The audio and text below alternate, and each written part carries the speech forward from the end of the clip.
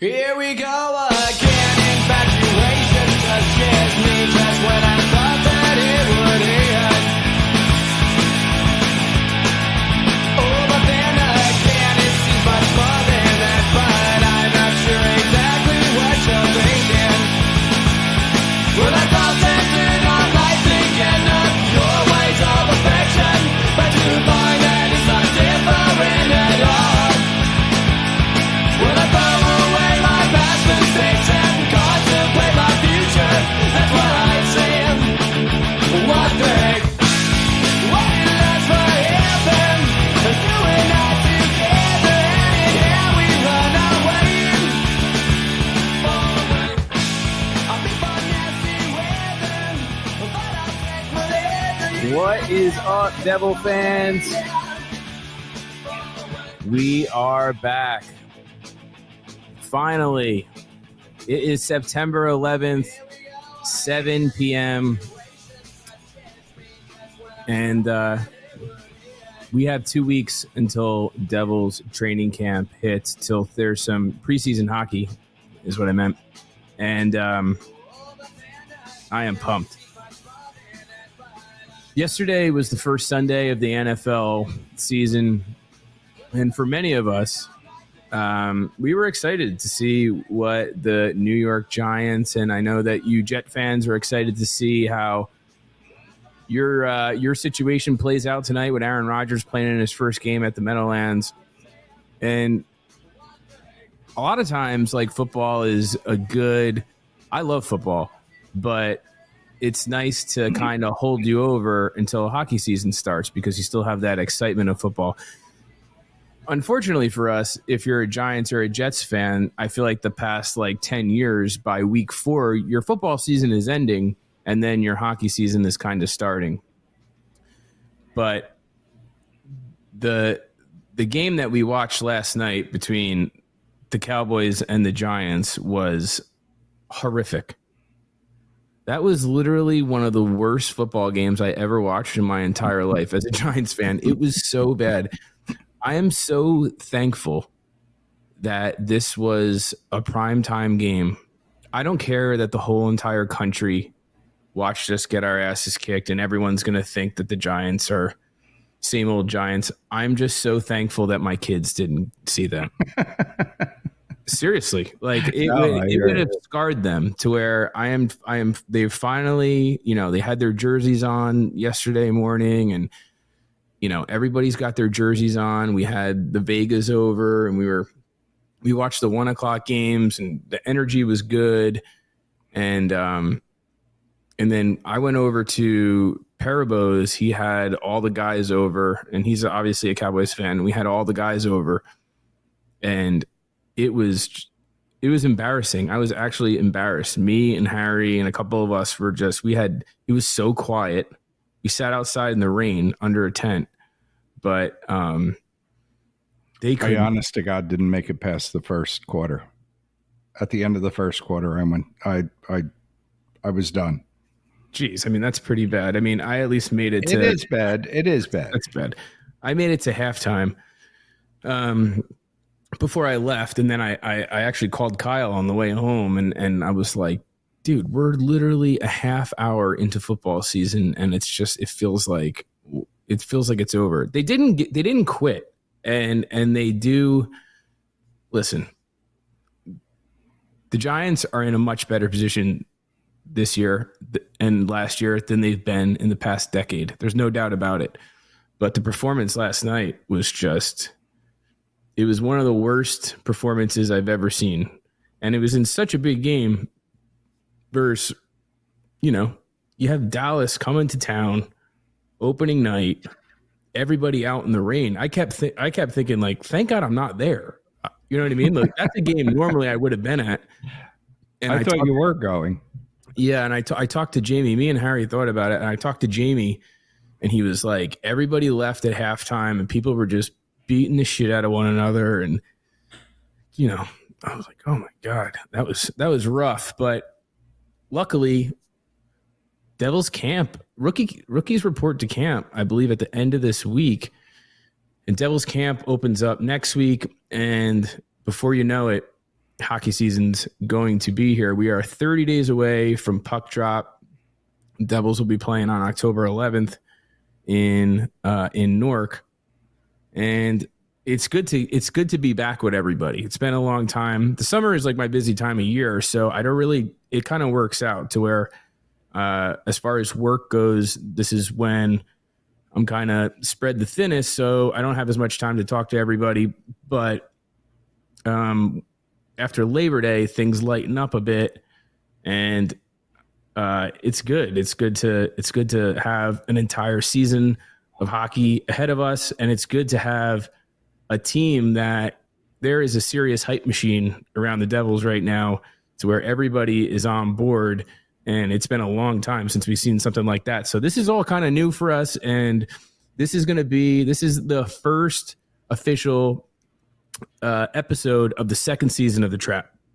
So we kind of touched on our predictions and stuff for the Eastern Conference, and we talked about the signings and stuff, but we're going to label this Season 2, Episode 1. Does that work for you?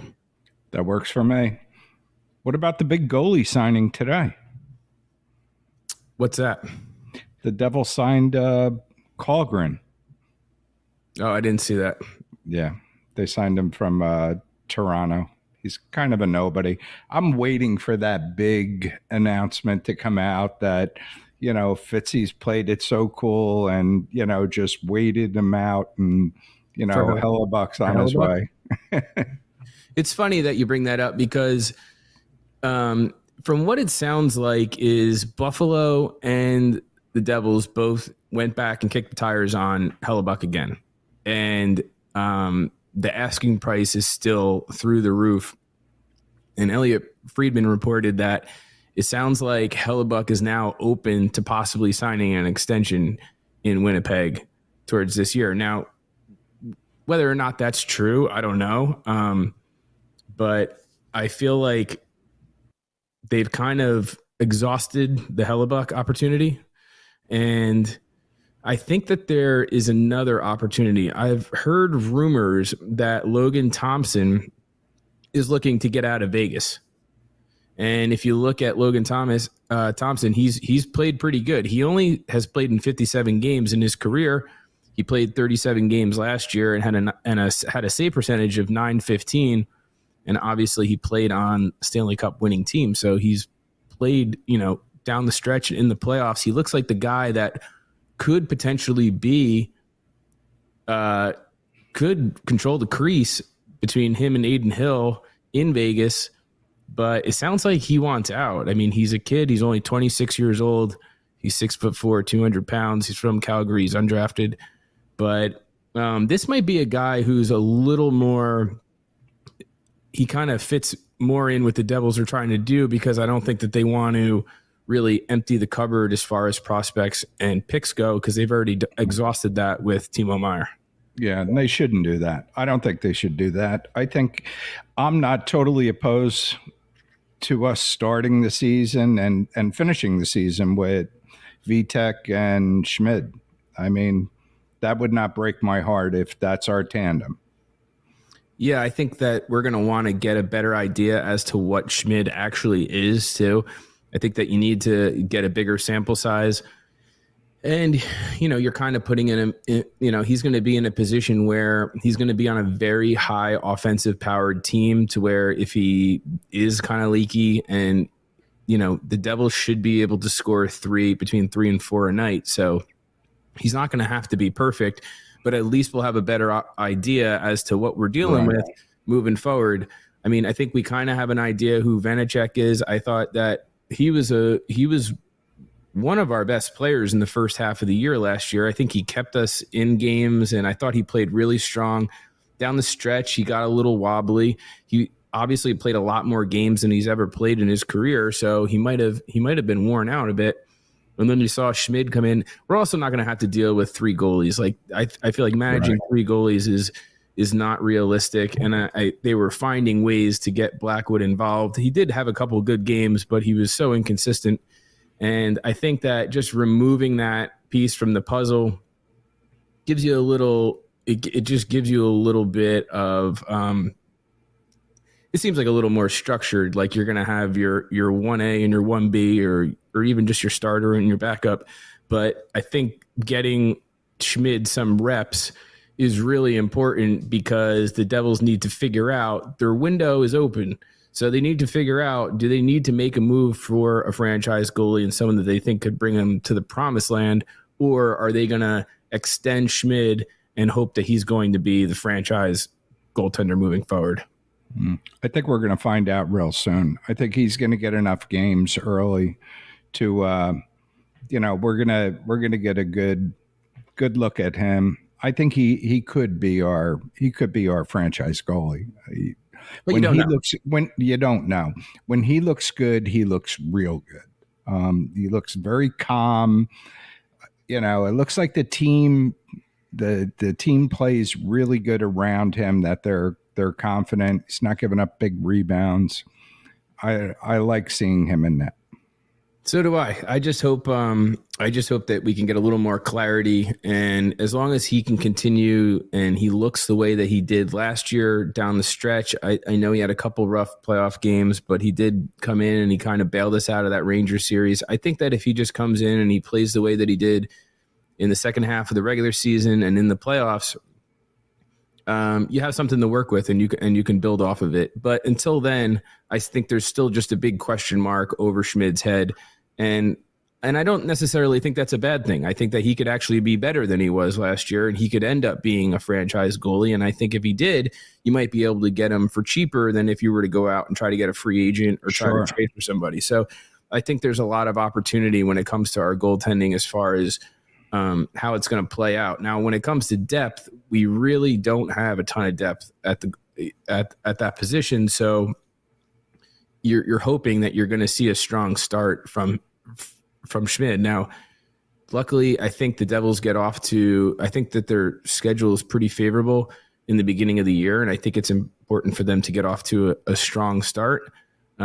Just to build that confidence, work off of last year, maybe live up to the hype that they're getting around the league right now. Because, the Devils' hype machine right now is like unlike anything that we've seen in a very long time. Like even back before the 2012 Stanley Cup final run, I don't remember a year where there were this many people that were this high on the Devils, including Vegas and including everybody else. And rightfully so. I look at our lineup and we are so strong. I mean, the Toffoli pickup was just, I thought it was huge. I thought it was brilliant. I think Sharangovich, although I liked him and I liked the fact that he was a homegrown player and he definitely, he had a good shot, and obviously he could trick goalies with that shot. But I felt like in the playoffs, I don't know if he was somebody that was going to be you were going to be able to rely on him, and he was going to have the grit and the determination and kind of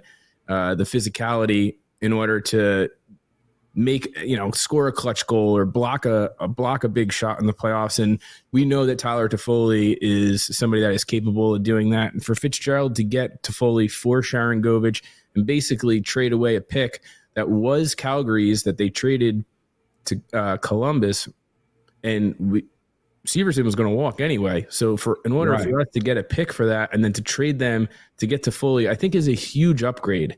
And I think when you have a couple of soft spots in your lineup, especially in the middle six, if you have a winger on your fourth line who maybe, you're looking to replace, I think that's a little bit easier. But when it comes to your middle six, I think the good teams, you always see those transactions that they make right before the deadline. And it's always like a sandpaper guys. Like you can't have enough sandpaper guys, and they trade away like second round picks and first round picks in order to get those guys that are willing to do all the little things to take the team to the next level. So I think that the Toffoli pickup was huge. But I look not to mention he's going to make a big difference in our power play. He really should. Yeah, hopefully. But you look at the lineup and just, the thought that, and I said this is probably my boldest prediction I've ever made, was when the Devils made the trade for Meyer, and I saw the way, his game just is really like my kind of style. I said that if the Devils sign him long term, I believe that we will win a Stanley Cup with him. And I believe that if we do, they'll eventually hang his jersey in the rafters at the Prudential Center. That's bold. But you look at Meyer going into next year. He's not playing for a contract anymore. The guy got paid. He said he wanted to be here. He's going to have a whole training camp where he's going to find a place to fit in. Do you think that Meyer will have the most goals on the team next year? I don't. I would, if I was picking somebody to have the most goals, I would say Jack Hughes would. Okay. Do you think that Meyer will score 40 or 35? I hope he does. I think he'll be in the 30s for sure. And I can't see him not being in the 30s. Do you think he'll lead the team in hits? He will definitely lead the team in hits. He'll definitely lead the team in hits, and he'll definitely be one of our top 3 team leaders by the end of the year. Yeah, so you figure if he could score 35 goals and if, could play basically and leads the team in hits, I mean, that's somebody that's really affecting games for you, and that's somebody that you're going to need in the playoffs. So I'm just looking forward to a full year at Timo Meyer. You look at how much he tilted the ice in the playoffs without scoring goals, right? Just disrupting and taking players off their game. He looked really good. Yeah. I don't know if you got to check out, well, actually I know you did, but I don't know if the listeners got to check out the 32 Thoughts, the interview with Jesper Bratt that Elliot Freeman and Jeff Merrick did. I'm sure most of you did, but I was really impressed with Jesper Bratt. I thought that he came off really well, and he brought up a bunch of different points. One of them was that how he was happy to sign that 1-year contract because he felt like it was, he likes having the pressure on him. He likes having to work hard and know that if he doesn't have success, then he's not going to get paid. And they were like, well, you just signed for 8 years finally. And it's like, and he's like, I'm kind of not looking at it like an 8-year deal. I'm looking at it like 8 1-year deals. Yeah. And I thought that was really insightful. And I thought that was a really good way to look at things. He brought up, obviously, that he has a mental coach, which I think a lot of athletes do at this point. And sports psychology is a huge business. But he talked about how he was a really great player in practice. And that's something that you see from there's a lot of really talented hockey players, and not just hockey players, but athletes in general. But when they get into the game, for some reason, they don't have that confidence, or they kind of lock up and they can't put it together. And for him to, come out and not admit, but for him to talk about it and know that he has the skill to do incredible things, but he wasn't able to put it together for a while. And he's kind of figured out, hey, listen, if things go awry, because we have seen him disappear at times, you know what I mean? And that's something that has been something that has circulated around him. He's a guy who's he's one of the most gifted players on our team by far, but he got a little slack for not, performing in the playoffs the way that we thought he could. Right. And there's been times where there's been, 10-game goal droughts, and Nico has had it happen too, but Nico has a 200-foot game. So he kind of gets let off the hook a little bit. But to see Bratt working on the mental side of the game, it was really impressive. And he was talking about journaling and everything else. I thought that was cool. He talked about obviously playing wing when you're playing alongside Nico compared to playing alongside Jack. And I've been saying it forever. I think Nico Hischier does not get enough appreciation for his offensive game and especially his shot. And he brought up specifically that he scored a lot of goals from the outside, from far distance. Right. And he does. I'm telling you, Nico has a sick release, and he likes that far post, like when he's coming down a wing. So, and then he talked about how, Hughes is he basically is able to find open ice, and he makes it very easy to be a winger with him, because all Bratt has to do is just find a pocket and find some space, and he knows that the puck could come to him, and Jack can make things happen. Is there anything else? Like, what do you think of that interview? I thought it was great. And I thought he brought up a ton of great points, just like you said, about Nico not being appreciated. I look back, there's no hockey on, and I recorded all at the Rangers playoffs and, when Carolina, and watched them over and over and over. And you could see, he wasn't scoring goals. Bratt wasn't scoring goals, and but he did play good. I mean, he played good away from the puck. He played good defensively. He made a big play on the Dougie Hamilton goal in Game 3 that won them the game. Absolutely, absolutely. And just seeing him talk about having a mental coach and knowing that he's still a young kid. How old is he? 23, 24. He's got a bright future. I mean, he's going to mature. His game is going to only get better. Well, that's like the guys that came out of Nico's draft class, they're in their prime right now. Like, so moving forward, this next 5-6 year stretch is their prime of their career. So whatever we see from him, I would think moving forward is going to be the Jesper Bratt that you get. And we saw a big leap in obviously his production from the first 2-3 years that he was here. He's been in the league for 6 years now. It's like compared to a long time. Yeah. So it's like, he is in his prime. And I think that the Devils got a good price on him. I think 7.875, I believe it was, is a great price. And, during this summer, especially in the past week or two, we have seen a bunch of contracts that have been signed. And I'd like to go through some of them. And what I'm noticing is everybody just compares the contracts to the Devils. Right. I mean, if you follow Devils Twitter or something like that, all the Devils fans are just Jake Sanderson. So Jake Sanderson just signed, he's 21 years old. He just signed an 8-year, $8 million deal, $64 million. And obviously Sanderson is a guy who the Senators plan on being a piece of their core that they're going to build around moving forward. And the Senators are a team that's on the come up, and they have a lot of aspirations ahead of them. They're about to have a new ownership and everything else. So they want to lock up the players that they think are the core pieces of their team. Jake Sanderson has an NHL pedigree. His father was an NHL player. And for them to pay him $8 million as a 21-year-old when he's only played in a handful of games, do I think it's a lot? I kind of think it's fair.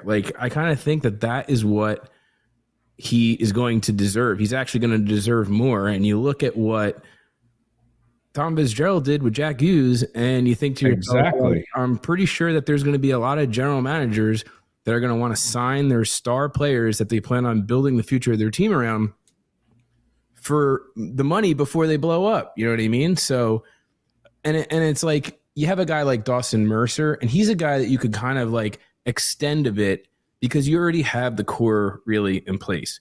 But the Senators are in a position to where they have to sign him.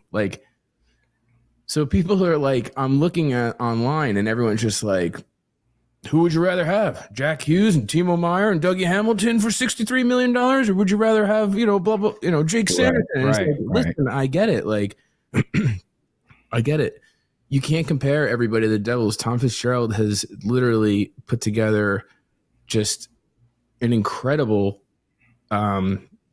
roster at incredible prices. And to compare the Devils to everybody, we basically have a plethora of riches that are at a very good signing price. You know what I mean? Everybody's on a team friendly deal at this point. Right. Hughes has the best contract in the league, and everybody wavered when Fitzgerald signed him at that much because he really signed him before he started performing. Yeah, I know. That's what I'm saying. That's what I'm saying. Jake Sanderson hasn't really performed like that. He's been good, and then he was the number 2 pick. Was he the number 2 pick? He was 4, I think. And he's given Ottawa every reason to think that he's going to be something very special. So it's like, yeah, it's like, all right, they're going to sign him for $8 million. And I think that was a good deal. And then you go through and you look, I mean, I think the biggest signing so far this offseason has obviously been Austin Matthews. And Austin Matthews signs a 4-year deal for $13.25 million, making him the highest paid hockey player ever. And what would you do? I mean, so you have a new general manager who's just come into Toronto. What are you going to do? Are you not going to sign Austin Matthews? Do you think that Austin Matthews is not worth $13.25 million? Like, of course he is. Like, so I think that, like, when I see the Devils community, like, kind of laughing and, like, making fun of these other signings, I feel like we kind of stepped in shit a little bit. And it's like a lot of it, both feet.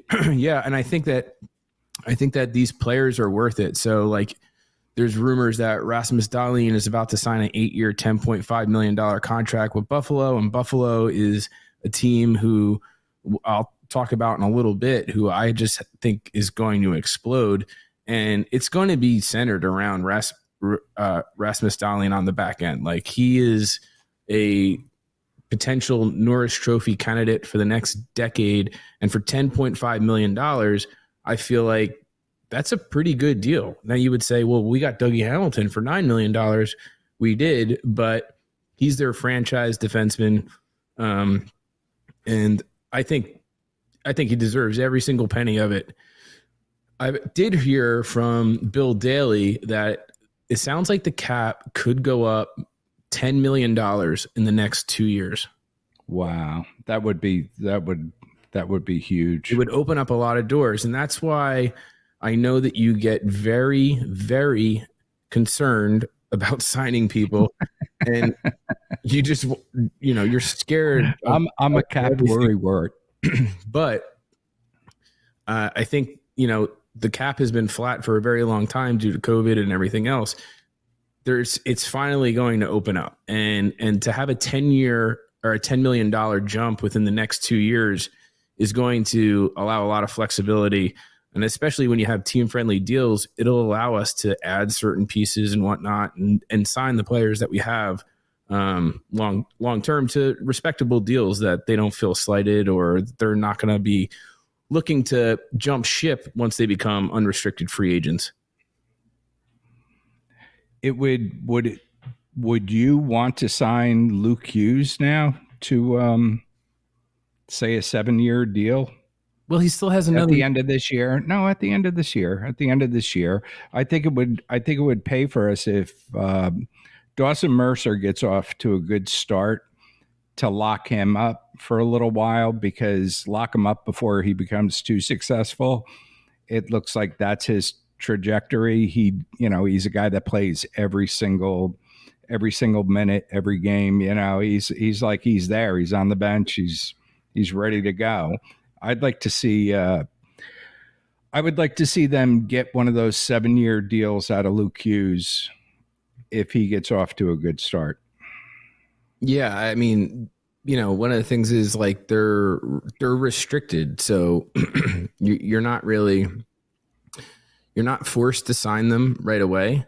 Although it's probably sometimes in your best interest to sign them before they get more years under their belt. And before the cap goes up.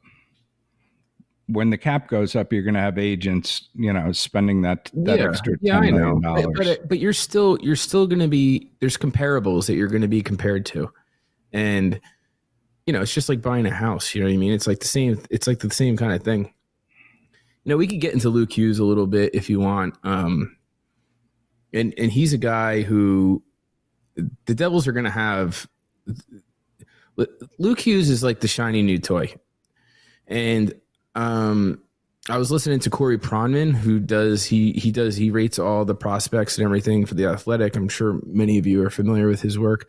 But he was basically saying, listen, like, Luke Hughes, Quinn Hughes, who just got named captain of the Vancouver Canucks. Yeah, congratulations to him. they're really doing all they can to make sure that he doesn't jump ship. Absolutely. They were saying that, like, as far as hockey IQ goes, Quinn Hughes is the smartest in the as far as being a hockey In the player, Hughes family, in the Hughes family. And they were saying that Luke Hughes is not the least smartest, but he's a guy who relies on his length a little bit more and his skating ability. Obviously, because he's also playing defense, so he's like in a position to where if Jack Hughes is trying to do too much and he gets beat, he's a center. Of course, he still has to get back and play defense, but he doesn't get exposed as much. If you try that on defense, you're gonna get exposed. And one of the things that I think when I think of Luke Hughes is he is a very big risk taker. And like, that's the one thing that, like, sometimes I sound like I'm down on him. I'm not. I think he's going to do all the things that are going to get a ton of attention and a ton of media. And he's going to be really fun to watch. And he's going to be really lovable, especially with his brother on the team. But I do think that he's plays the game on the edge. And, you know, that no risk, no reward. But I don't mind it. I really don't mind it. I mean, didn't he break Quinn's records in Michigan? I think he could be as good as Quinn, if not better. I'm not debating that.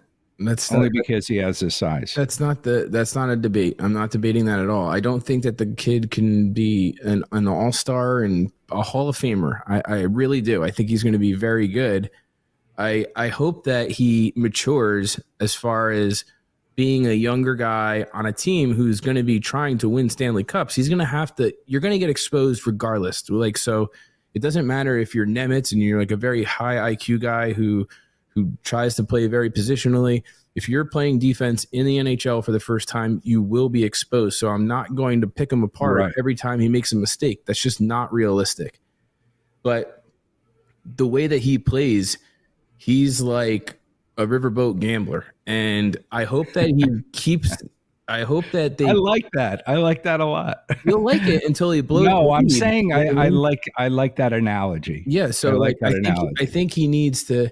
I think they need to like make sure that he is composed and understands the situations. You want to pull that stuff when you're up and you're a couple goals or something like that. But when when you're in the playoffs and you're on the power play and then you try a behind the back pass and they get stuff down your throat, those are the things that you have to try to reel in rookies and try to reel in young defensemen and have them understand the situation of a game.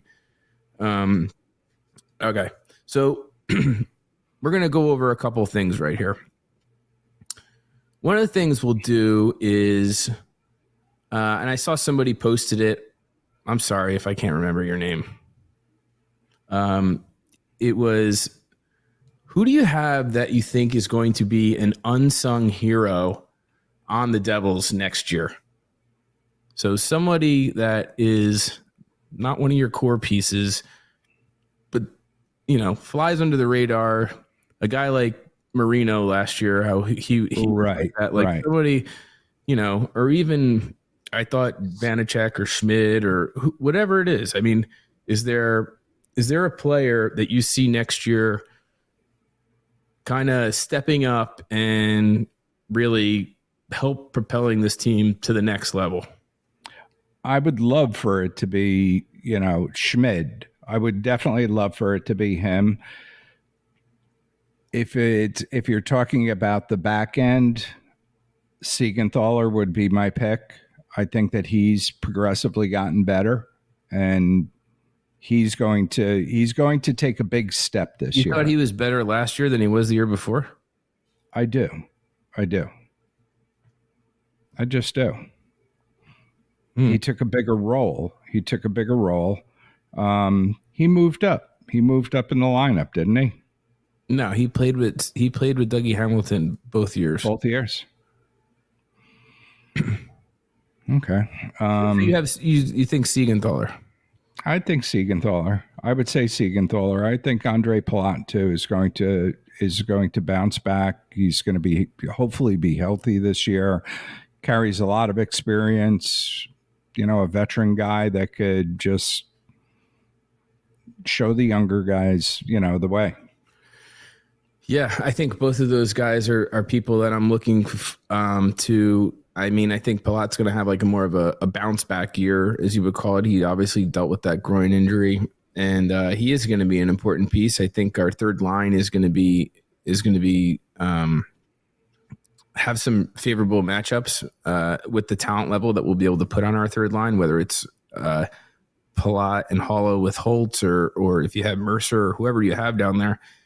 But I think our back end is our biggest question mark besides our goaltending, and losing Severson and Graves were both two guys that could play the penalty kill. And I mean, obviously Severson could play the power play, but there was a lot of experience between the two of them.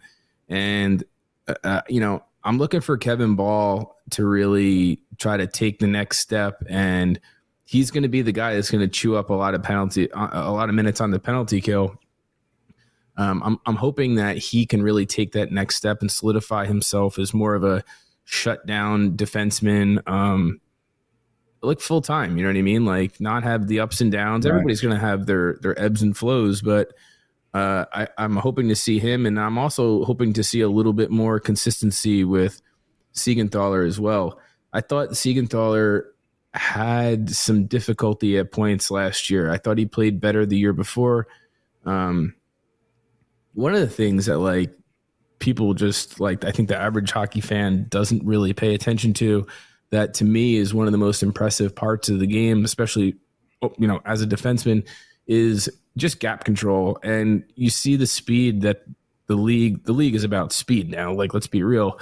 And you see what the Devils do to teams, and they basically run them into the ground. And it's because they get these defensemen flipping their hips and they get the pucks deep on them and they can't keep up. And by the third period, they're completely worn out. You look at the gap control that Siegenthaler is able to, it's insane. He's very well positioned defenseman. That's why it kind of looks like he's not doing a ton all the time, is because he's constantly in position. And to have that speed for such a big guy, like he's a big dude, his skating is very, very underrated in my opinion. And I actually think his edge work is really great too. He's a guy that just chews up pucks, gets pucks into the corner when people are coming down on him. And it's because he has really good gap control. And it's because he's such a fluid skater for being such a big guy. So I'm expecting a bounce back year, not bounce back, because it's not like he played bad last year, but I'm expecting and hoping that he can be one of the unsung heroes on the team with some new blood coming in on our back end. Yeah, I missed the healthy scratch thing with him. I didn't think he played bad. I thought he played solid, and when he did come back after healthy scratches, he did perform real well. I didn't see him having really an off year. And I think that you're 100% right with Ball. I think Ball was just trying to stay in the NHL, stay in the bigs last year. And you saw when he got a little confidence that he was there, he started being more physical and he started jumping into the play more. He played like he could be a really good NHLer. Yeah, he was surprisingly good offensively. I thought he did a pretty damn good job with the puck in the offensive zone, and as far as getting shots through or knowing when to pinch and when not to, or even carrying the puck. I was really impressed. I mean, when you look at him, you just automatically assume that he's going to be a stay-at-home kind of Ken Danico of 2023 type of guy, and he's actually his skating has progressed quite a bit over the past 2 years. I mean, he was not that good of a skater 2 years ago. Right. And you're thinking to yourself, if you're at this level, can you really improve that much? And it's like, yeah, sure you can. And you look at a guy like Alex Holtz, and I think that his skating is going to continue to improve as well. It's funny. I was looking at this article and they were saying that Tom Fitzgerald basically came out and he said, he said, Alex Holtz is a pillar of the New Jersey Devils organization. And for him to say that means that they plan on using this kid moving forward. You know what I mean? And I think that I think he expects Lindy Ruff to hear that as well. You know what I mean? Like, Yeah, and you would hope so. Such a high draft pick. You would hope that he's ready. He's ready to go now, and he can do all the things that we saw. The reason why we did draft him so high, he's got such a great shot. I would love to. I would love to see that come through this year. Yeah, I think it is. I think this is going to be the year that he busts onto the scene. He's going to be cheap, and he could. I would not be surprised if he plays in 60 plus games and has over 15 goals or something like that. I could definitely see that happening, because once he gets comfortable, he's going to be the kid that just finds the net. Like, there's no doubt about it. Like, he just needs to get comfortable, and he needs to understand, where to be on the ice when you don't have the puck on your stick. And that's something that I think is his biggest flaw right now. Do you want to see him in the top 6? I don't think, like, the way that I look at it, I don't think that the Devils are going to keep their lines together for any significant amount of time to begin with. I have no problem with him playing in the top 6 and Mercer playing on the third line. I think if anything, it just adds a little more depth and like Holla, Palat, and Mercer would be impossible for a team to play against. It doesn't matter. Like, a second and third line doesn't matter. To me, that, like, whether you're in the middle 6, the top, it doesn't matter to me. If he deserves to play there and he looks like he belongs there, then you should play him. If he doesn't, then don't play him. Like, but I don't see why he wouldn't be able to play with Heischer and he would be able to play with Holla. Like, that doesn't make any sense to me. So, and I don't see why Mercer wouldn't be able to play with Holla and Palat. Those guys look like they're all like, well, I would just think because of the minutes. That would be the only thing that would concern me. But you can manage a player's minutes during a game too. So, like, if he's not on, you could just manage his minutes. They did it with our third line last year. Once the playoff hit, we didn't even have a third line. Right. So it's like, right. You can manage all that stuff. They had Hughes playing with Bastian at one point. It's like you can make all that stuff happen. I wouldn't look too much into that. I don't really look too much into opening day line combinations. It could change halfway through the first game. So it's like, who like, I think the Devils really did get something, and there may be something here, is our second round pick this year, and Lenny Hamanaho. This kid looks pretty good. They're saying that they stole him, that's why I can't wait. 2 weeks from now, you're probably going to be able to take a look at him. Is he going to be over here, or I think he's in? I hope so. I think he might be in Finland, but I would love to see him here. He looks like a guy who would be a perfect third liner. They're like, he doesn't like, he's not going to like blow you away with his speed or anything, but he's super smart. He's in the right place at the right time. He can finish, goes to the front of the net. I think the Devils got something here with Hamanaho. I would definitely keep an eye on him. And it's funny because we have to go into your boy Matvei Michkov, who, you were super high on him going into the draft, and obviously I think the whole world was. He has looked really good on pretty much every stage that he's ever played, and unfortunately he dropped, and the Flyers got him. And you see, he's had a weird story around him. He's basically a celebrity over in Russia. As a kid, his father was murdered right before the draft, and Russia is a place where teams are struggling to draft players because they don't know if they're going to be able to get them over. But more importantly, the KHL, they don't like developing players, so they are about winning. They look at it as a professional league. And what's weird to me is Michkov was already one of the best players on the team. Right. Prior last year, and they have healthy scratched him 4 of his first 5 games. And if you're a Flyer fan, like, you need this kid playing in games in order to continue to progress, because it is a slippery slope. It's hard enough to come over here from Europe to begin with, and when you start, and I think I read today that his team loaned him to SKA, I believe. Let me pull it up real quick.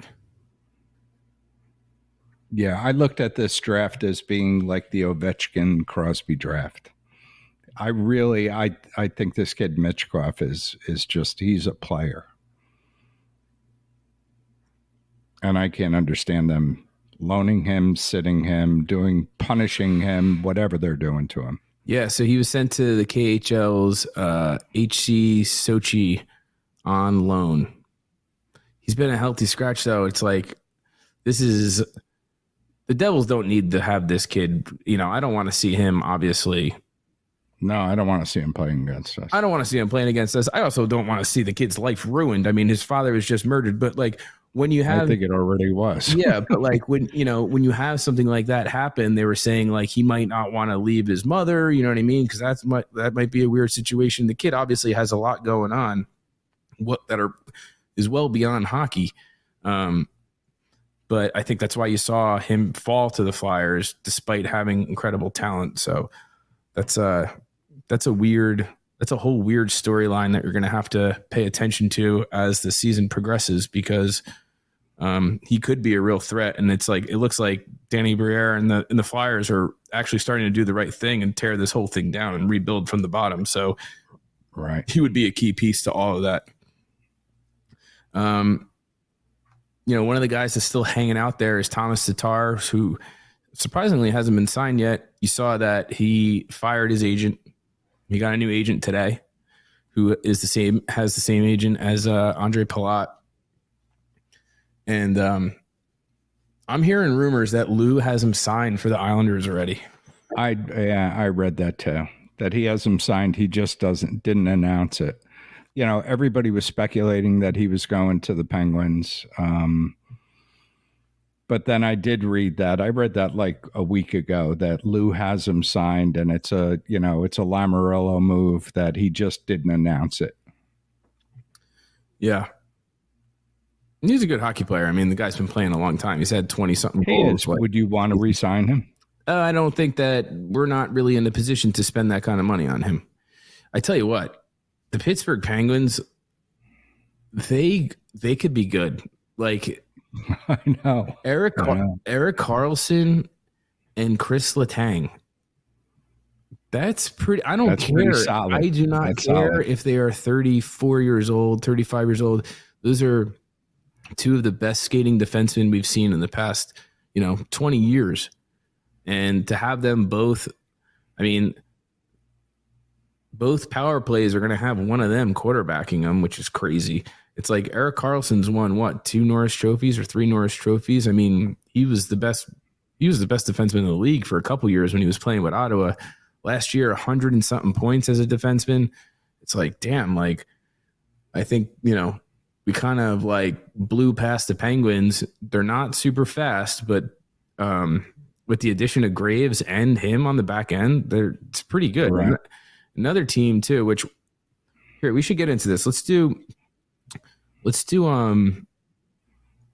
we got top 5 storylines for the NHL this year. Or we have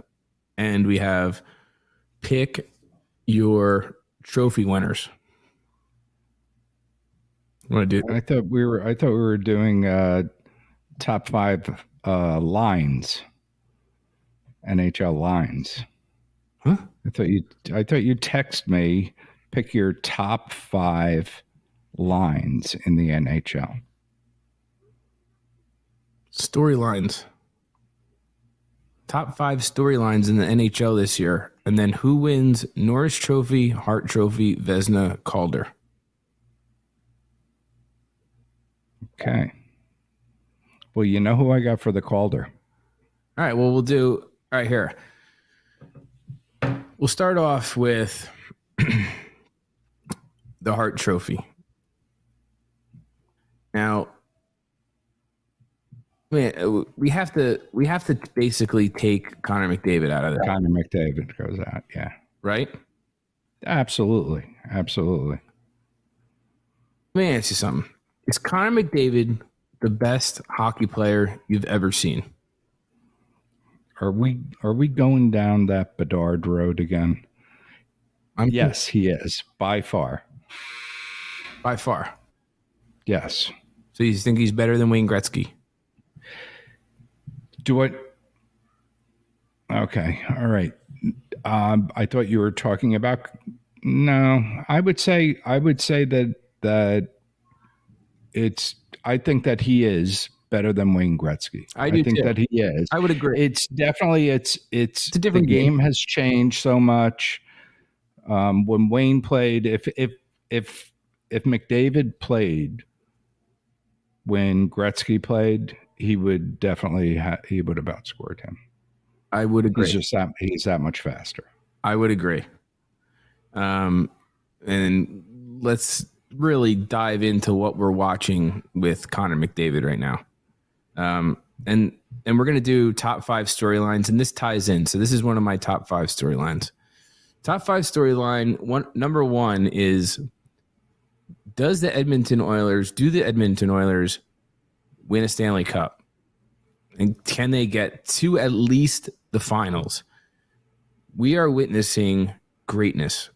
Connor McDavid is doing things that nobody has ever done with a hockey puck at the speed that he is doing it and in control. He is phenomenal. And I understand that Wayne Gretzky put up more points.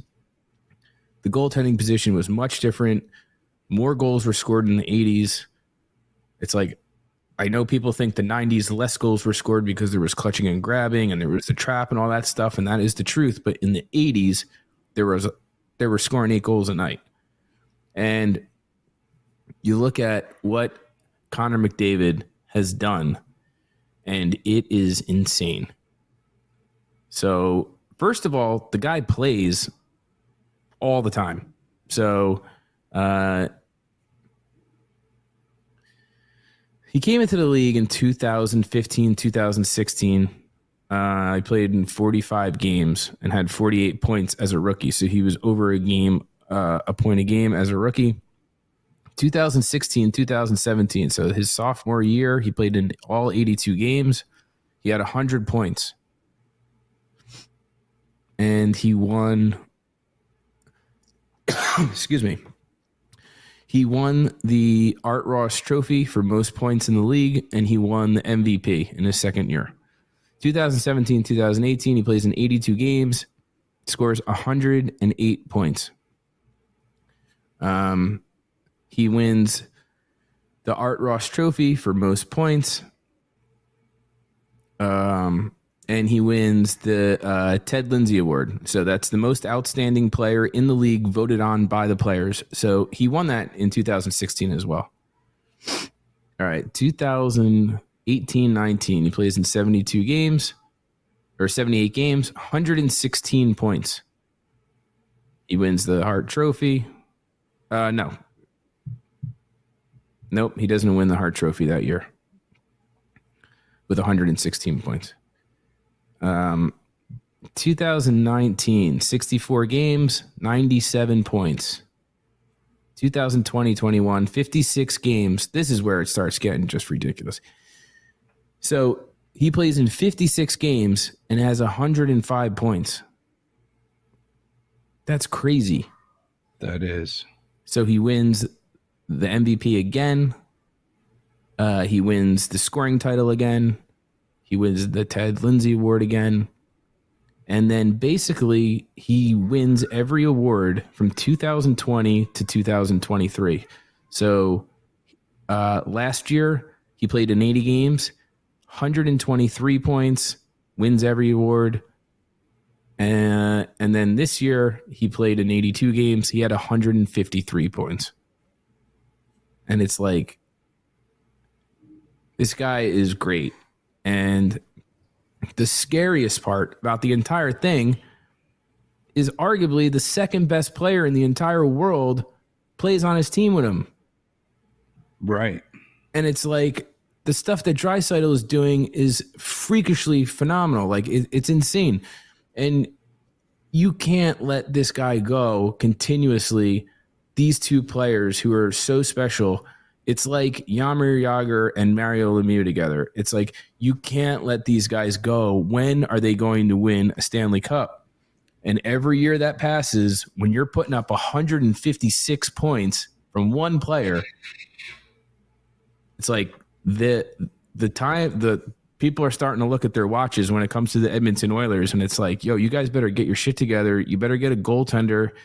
You know, they went out and they got Campbell, and he looked like crap in the playoffs. And it's like the time's ticking, and it would be a shame if you had a Dan Marino who was one of the best players and dominated a sport, but was never able to win a ring. I do think that they will be able to, but I think like the time is like pretty much right now. So to me, that's a really big storyline as far as this upcoming season.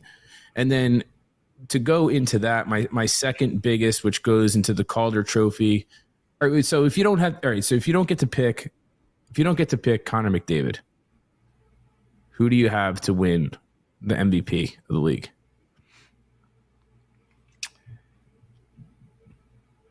That's a tough one. I abstain. I don't know. Maybe like Austin Matthews, I'm assuming. Yeah. Austin Matthews, you know, I always kind of thought that it was about who picked their team up the most. And obviously when you're scoring a gazillion goals like McDavid did, you can't say that he's not the guy. Austin Matthews, is Toronto dead without him? He scored 60 goals. He scored a lot of goals last year, yeah. Not last year, the year before. 60 goals. That's a lot of goals, man. You know, he's got a good supporting cast. You know, like when the year that wow, I'm like brain dead. What, here. Taylor Hall? The year that Taylor Hall won, he did not have a supporting cast. I know, and I thought that really, you know, was what the Hart Trophy was. You can't just. I don't think it's fair to only give it to somebody who plays on a shitty team. Just because his management built a team around him doesn't make him any less of a great player.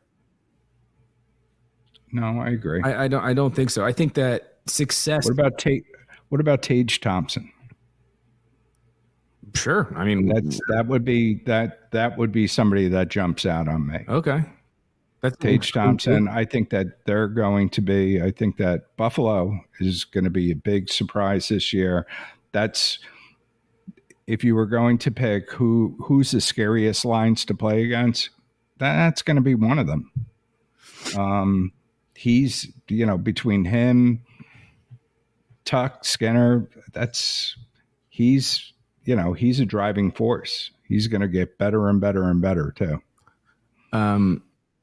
We get into I completely agree. I'm so high on Buffalo. It's crazy. I think Buffalo is basically New Jersey of last year. And they very well could be. Yeah. And like, what's really crazy with me is like you go through, they still have JJ Peterka and Dylan Cousins, which they signed to a long-term contract this year. And then like Peyton Krebs is a super high draft pick who is just trying to turn the corner, who is going to be your third line center. That is pretty deep down the middle. If he could just get the hang of it, it's very deep. And then obviously you have Rasmus Dahlin, Matthias Samuelsson, but then you have Owen Power as well, who's playing in your second pairing left-handed defenseman who is a number 1 overall pick. So you have 2 number 1 overall picks on your back end. And I mean, you look at Devin Levy, he's like one of the favorites to be that could be a Calder candidate this year. Now, I think that there's still question marks regarding him because similar to Akira Schmid, he hasn't. There's not a big sample size. So like before we all get ahead of ourselves, like let's take a step back for a minute and see if we see what we really have out of this kid. So that's why Buffalo's kind of kicking the tires on some of these goaltenders that we're looking at as well, because I think they know they have a good team. I think they're ready to take the next step. They have a good, young, promising goaltender, but they're not sure if he's ready just yet. So Tage Thompson MVP. Like it. That's a bold prediction, but I like where your head's at. Okay. I wouldn't be surprised if it was Draisaitl. I'm talking about coming in second, obviously. Right. Yeah, Right. I wouldn't Or be, Pasternak. yeah, I think Pasternak's game is going to fall off a little bit because he's not going to be playing with Bergeron. I think I like Austin Matthews on a bounce back year. He would be my number 2 if I had to guess. Okay.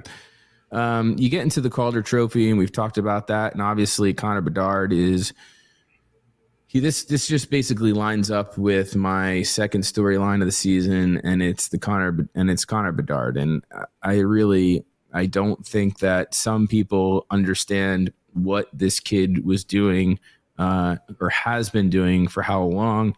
And I'm not talking about you, Dad. I'm just talking about every year when the first overall pick is picked, for the most part, not so much with Nico, and maybe Darlene, but people are really gas up the first overall pick. And they, Shane Wright, for instance, for 2 years, people thought Shane Wright was going to be the number 1 overall pick, and he's the next this and he's the next that. But really, people have been talking about Connor Bedard for a very, very long time, and he has been under extreme pressure, and the spotlight has been on him since he's been 12 years old. And to me, I think he is the next greatest hockey player. And I have no problem putting that out there and accepting it if it doesn't work out. But everything about this kid's game resonates with what I think a hockey player is. And a lot of it is vision and confidence, hockey IQ, edge work. The shot is just insane.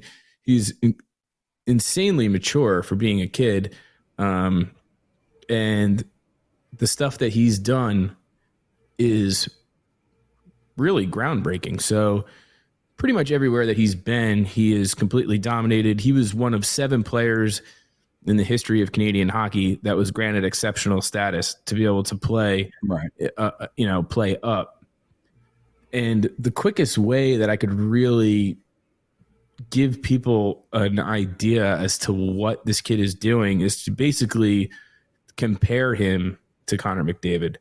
And, Connor McDavid in juniors played in 166 games and had 97 goals. And Connor Bedard has played in 134 games and has 134 goals. So he's a goal per game player. Right. He's just basically, he's off the charts. He recorded 271 points in 134 games, while McDavid finished his junior career with 285 points in 166 games. So you get into like the World Juniors, and like the stuff that he did in the World Juniors was insane. No one's ever did that before. McDavid and Bedard both played in 14 games, and Bedard had 13 goals. McDavid had 4. Connor McDavid had 11 goals, assists.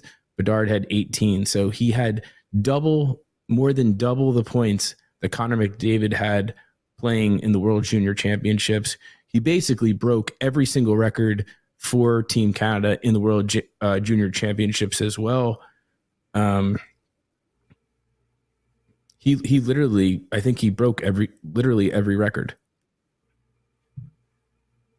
So he, the most points, he broke that, beating Eric Lindros. The most goals by a Canadian. Kid's just he's on some next level. And I think, like, we talked about the Calder Trophy, and we were talking about it the other day.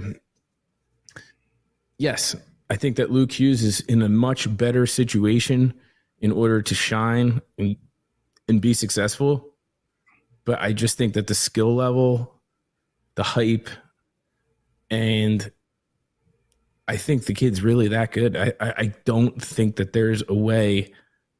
I mean, I think anything can happen. That's why you play. Sure, absolutely. But I just think, like, he really is that good. And, you look at, like, look at Rasmus Dahlin, or look at Jack Hughes, or you look at these kids all have trouble and they stumble in their first years, especially when the spotlight's on them. They don't have anybody around them. Exactly. And then it takes them like 3 years, 4 years. They start to, you know, they get acclimated with the speed of the game. They become professionals, and then they really blossom.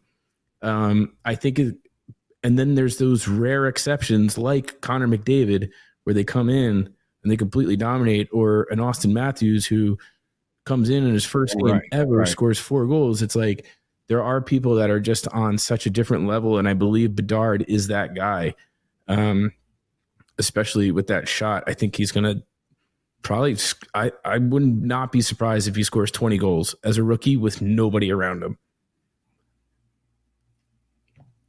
So with that said, let's not pick Bedard.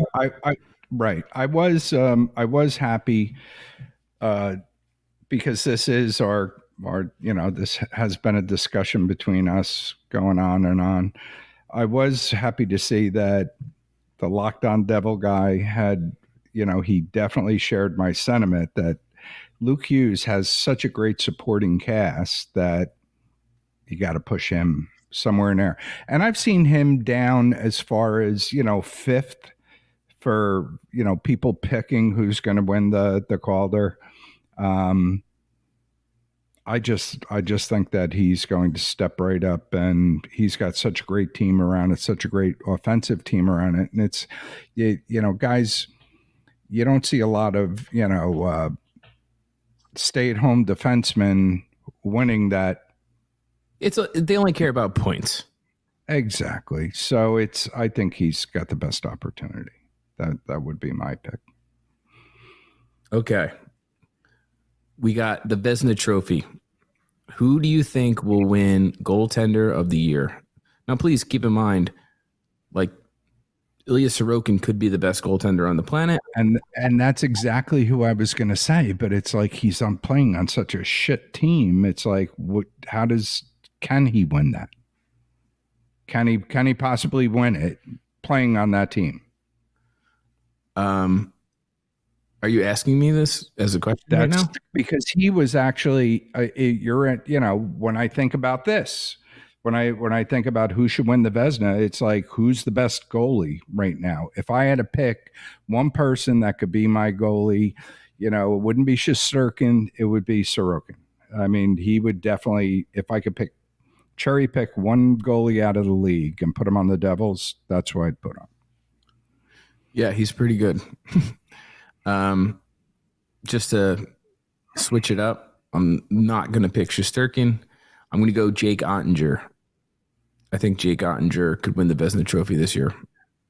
Dallas has a good team where they could definitely make him look really good. You talk about teams that you could see going far, and Dallas might be my pick. And all right, so we got one more. We got the Norris Trophy. And obviously, this is just like the Connor McDavid situation, but I think to a lesser scale. So I think that Kel McCarr is by far the front runner to win the Norris Trophy. And I didn't look at the lines or anything, but I know enough to know that he's going to be the front runner, and rightfully so. I mean, the kid has won the Hobie Baker Award as the best college player in the best collegiate hockey player. He won the Calder Trophy as the best rookie in the NHL. He won the Norris Trophy as the best defenseman. And he won the Conn Smythe Trophy and a Stanley Cup. And he is 24 years old. He is the closest thing that we've seen to like a Bobby Orr. If his game continues to stay on the track that it is, and I don't see why it wouldn't. He did have a head injury last year, which is always scary when you have concussions and stuff like that, which is such a shame because there are very few defensemen that I've ever seen play the position like him, because he is a two-way defenseman. And it's like, I know, like, you will bust on Dougie Hamilton because you don't think he's great in the defensive zone. Dougie Hamilton is actually, I'm not saying he's great, but he is in the big scheme of things a two-way defenseman. He is. Like Erik Karlsson, like, Tyson Barrie, like some of these other guys, they are just, they're so one-dimensional. It's basically like you have 4 forwards on the ice, you know what I mean? Like at least Dougie gets back and does play some defense. It's like he's not just he's not just a liability when he's on the ice playing defense. He's not. I don't think he's a shut-down defenseman, but no. my point is Kel McCarr can play. He could play both ends of the ice. Typically when he's on the ice is tilted, but I obviously have him to win the Norris Trophy. Now, if we didn't get to pick Kel McCarr, to me, I got 2 players. Dahlin. So I brought it up in the last episode is Dahlin, but I can't help, and I just like defensemen more than I like forwards. So like I pay attention to defensemen a lot more, and Miro Heiskanen is one of the best players in the NHL, flat out, period. Not talking about defensemen, I'm talking about players in the NHL. Miro Heiskanen is a freak. And to see him come out this week and say that he wants to be the best defensive player in the world over Kel McCarr, like he's not scared. He owns it. And he could back it up too. He can back it up is right. I think Dallas. So you're heavy on Dallas. I am super heavy on Dallas, and I'm super heavy on I'm heavy on Dallas to win the Stanley Cup. Really? Yeah. And you look at like Jason Robertson, and like he's insane too. It's like that kid, if he was playing in a bigger market, I think there would be so much talk about him. He's amazing. He's definitely amazing. He's very, very good. What he did last year was pretty was pretty awesome. He had 109 points, 46 goals. So they have that's pretty good. They have a young team. They got, and I think Pavelski is Joe Pavelski still there. Joe Pavelski in front of the net. There's nobody that could tip a puck better in the NHL than Joe Pavelski. He's so nasty. But yeah, what Heiskanen and like what happened was like, what was his name? Lindell, right?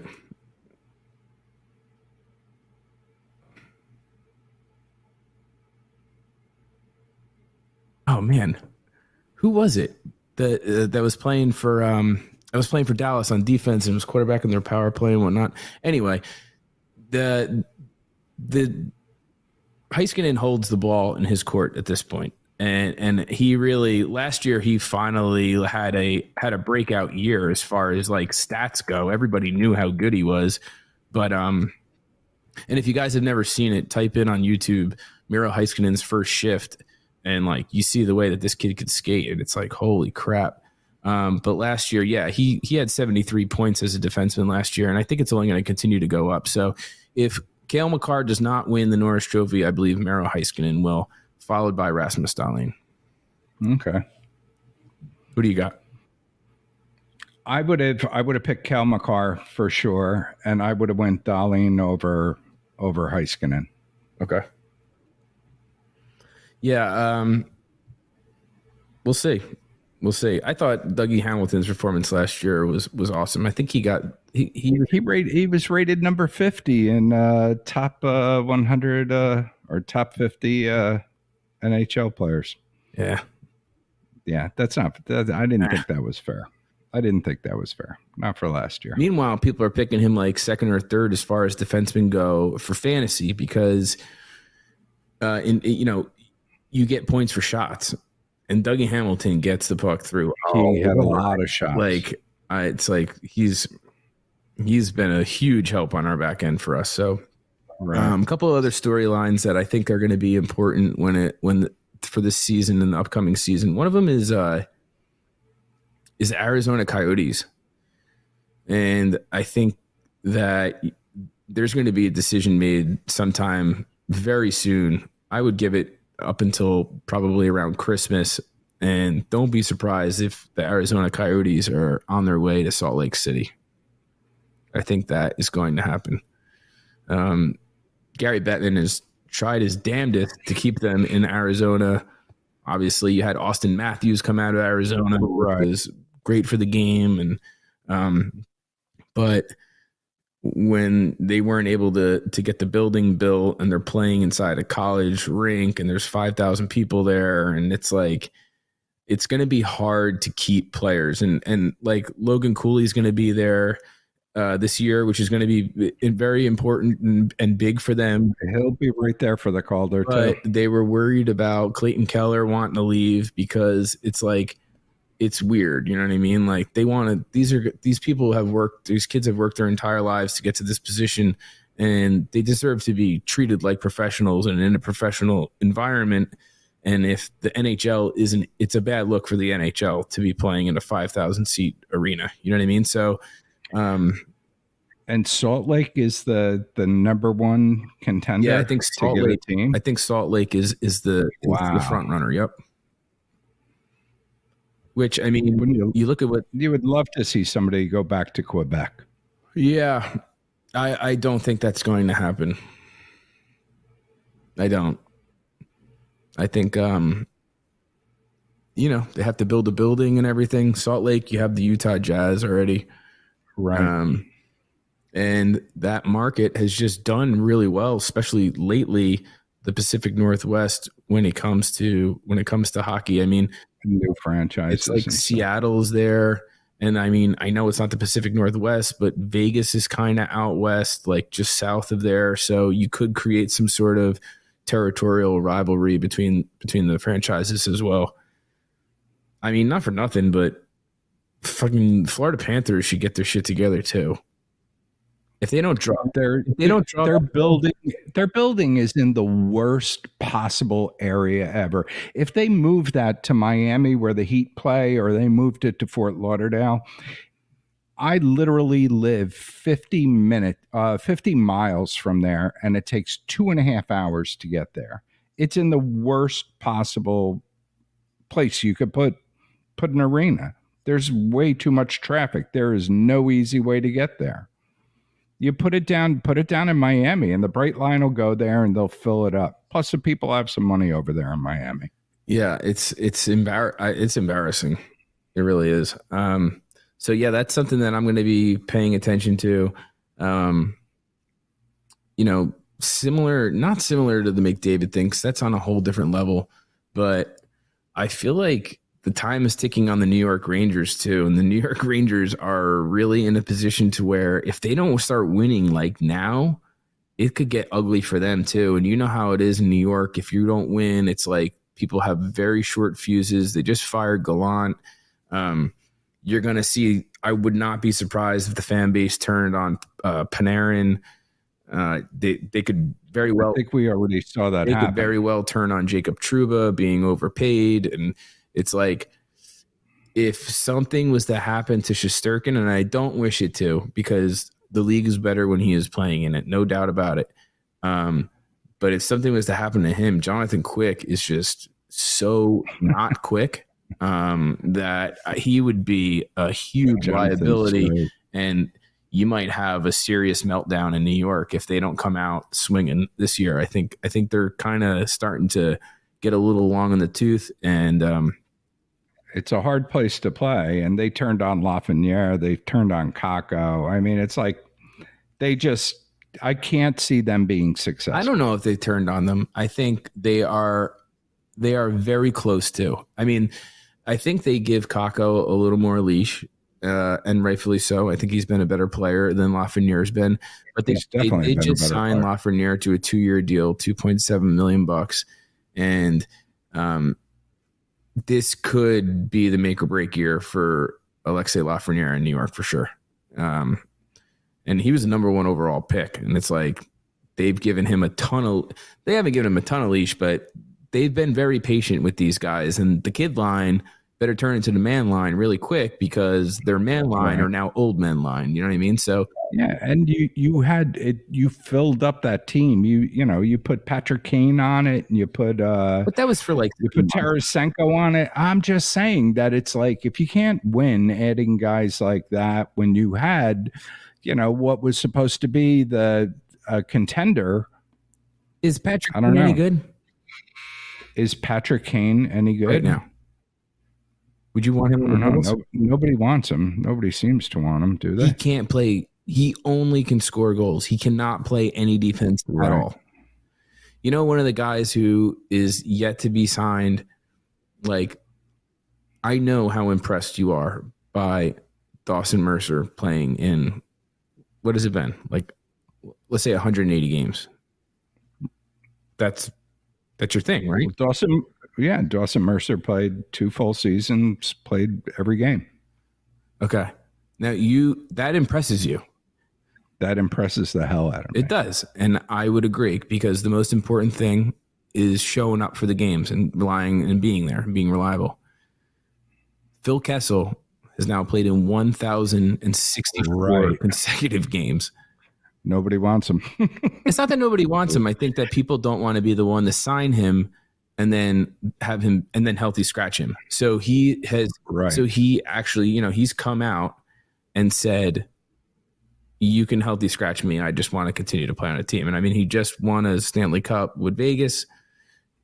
He's a clutch player.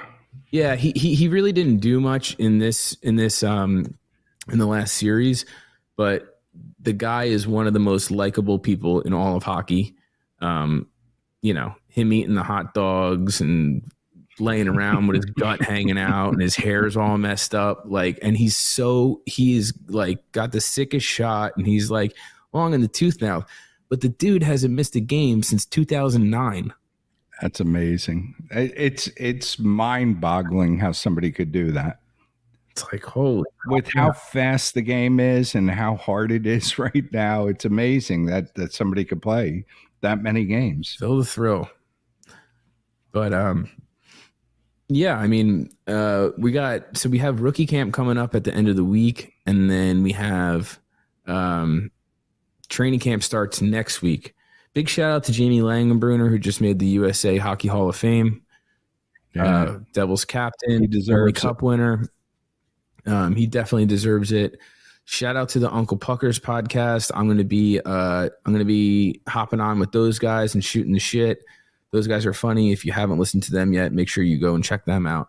But I can't wait to start sharing the season with everybody. I can't wait to actually have some like live updates and stuff going on. And once camp opens, it's like you can start getting a look at people and you never know who's going to impress you. And we have some legit people. Like, I wonder if Hemenaho is going to camp. Because he's somebody I want to take a good look at. Yeah, and it's going to be interesting how they break the teams up on the 25th. Hey, one thing that fans should know is that MSG has released MSG Plus, which is a streaming platform that you can buy the season direct. So you do not need to have the cable. You do not need to have cable anymore. And that has been something that has been plaguing me for a very long time. I pay for cable and I have the games, but I get blacked out and stuff if I try to rewatch a game, or sometimes I just want to cut cable because I really don't watch much on cable besides like football, and I have it just for the Devils games. Now I could kind of cut cable and I could get the streaming platform. So if you are somebody that has had trouble getting MSG, which I know MSG and Comcast and MSG and they've been fighting for years. So I just saw that today. That was kind of nice to hear because it's been a Now will they have the games on when I saw that we have like 16 nationally broadcasted games? Yeah, so some of the games that are nationally broadcasted, if you're in our local market, you get the MSG broadcast. So if you buy the MSG package, you could watch them calling the game. I'm buying it. Yeah. Yeah, I want to hear. I want to hear Bill Spalding and Dano do the games. I don't want to hear. I'm not a big NBC or ESPN kind of guy. Yeah. I'd much rather hear them call the games. You don't want Leah Hextall to call the games, is what you're saying. I hate Leah Hextall. Yeah, so it's going to be good to catch up with everybody. We have tickets to all the preseason games, Dad. If you want to go up and do some amateur scouting from the stands, it's like, did you ever watch that movie? Something Pitch, Fever Pitch, or the one? Oh yeah, Drew Barrymore. With Drew Barrymore and and she's like. I know who you're talking about. Yeah, and Adrian's just like, and it reminded me of the movie. She's like, wait, so you go and you watch the kids who aren't going to make the team train, and then what? You tell the coaches who you think is good or not? No, we don't tell the coaches. No, they don't listen. Yeah, they're like, so then what do? We just talk about them between ourselves, and you're like, why would you do that? And it's just like, because it's fun. What if they ever need our advice? We would have all that. What if Lindy Ruff calls me up on a Thursday night and says, Bill, did you watch scrimmage the other day? What do you think? So you're going to watch people who aren't going to make the team play? Yeah, we are. Yeah, absolutely. Because they wear devil jerseys. Yeah, so if you want to do that, we have games. Let me see what we got right here. We're going to pull them up. This is going to be our preseason schedule. And obviously some of these are going to be split rosters, but our first game is on September 25th at home versus the Philadelphia Flyers. So that's 2 weeks from today. There will be Devils hockey going on in Newark, which is crazy. And half of the team will be up in Montreal. I don't think it's that day. So I don't think that's the case, actually. I thought that they were splitting. So it says that they play the 25th at home, and then they play the 28th on the road, the 30th on the road, the 2nd at home, the 4th at home, the 6th away. And then they should have their roster figured out by then. Anyway, the Devils did hit me up today. I got a new Devil rep.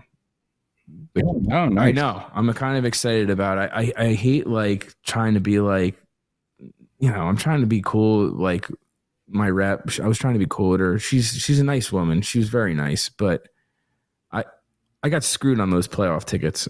You did. And you did. I got a new rep who went to Georgetown. I'm like, geez, that's awesome. That's awesome. You sound very smart. Like, you're going to handle my account. You went to Georgetown. Okay, whatever. So if we make the playoffs, will you remember to call me? And if I ever need counsel because I got locked up at the game. I was in the whiskey and I hit a guy, a Ranger fan, with a bottle. Yeah, I'm going to need you to come over here real quick. I get a call from Port Jervis, whoever the rep is. At the end of the year last year, I was like, you know what? I just want to sit together. I'm going to buy my own tickets, even though I live in Florida and I'm never going to be at the games. I just want to have them. You're like gluttonous. And I know. And Billy talked me out of it. And it's like, now I've been like, just like ditching this guy from Port Jervis, this poor guy calling me about, wanting to be black and they red. harass everybody. Right. So it's like, just buy an extra seat next to you. So just in case we make the playoffs, we could all sit together. I told him, I hit up my rep. I was like, hey, listen, I'm like, you need to get 2 seats next to mine. And if you can't get them next to mine, then obviously look for seats that are comparable to ours. And then tell me if you have anything available. And she was just like, nope. I was like, well, okay. Yeah, whatever. I know. I'm like, I take one of Billy's kids and Billy has the other one for the playoffs. And it's like, it's just, you growing up, with our 4 seats where they were, it's like you got to be next to each other, high five, and the goals and everything else in the playoffs. Well, we're going to be at the home opener, the two of us. It's on a Thursday. They have school the next day. So, but that Friday game, they play back-to-back home games. What a way to start the season. They play on Friday, and then it's going to be all of us are going to be together at the game, all 6 of us. So, and we're not going to be in our seats, but it'll be interesting. No, that'll be fun. Yeah. That'll be fun. Yeah, it'll be cool. So. We have 3. We start off with 3 home games, and then after that, I'll shuttle everyone and the dogs down to Florida and be making my trips back up. Nice. I'll move into your basement. Everything will be great. Hey, it's starting to look pretty good. Here, an old friend. I have an old friend back. Oh, wow. What would a basement be without a 7-foot tall Sir Lancelot? Yeah, knight in the corner of your room. I found a lot of cool stuff. All right. It's all going up. Well, Dad, thanks for coming on. And fans, thanks for listening. Can't wait to get this season underway. We are 2 weeks away from the first Devils preseason game. You've been listening to the Trap Podcast. I am Bill Bosch here with the Pickle. We will talk to you soon. Peace.